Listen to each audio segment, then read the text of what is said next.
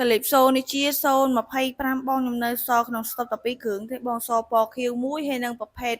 025ឡើងសេរីទៅ026ពណ៌លឿងណាបងចាប៉ុន្តែបងចង់បានប្រភេទបែប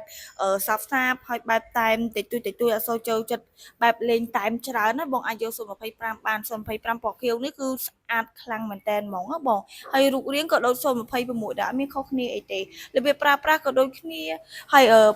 ស្រាប់អេក្រង់វិញគឺមានដូចគ្នាបងអេក្រង់អាចចុះមួយទូរស័ព្ទដៃបានអាចជំនាញខលចេញចូលបាននិងអាចមើល map បានទៀតបើសិនជាបងចង់បានតម្លៃធូរបងយក025ដោយសារ025ឥឡូវហ្នឹងហាងលលុយបងមានប្រូម៉ូសិនតម្លៃពេញ1880បងទិញឥឡូវហ្នឹងបញ្ចុះតម្លៃជូនបង$100នៅសល់តែ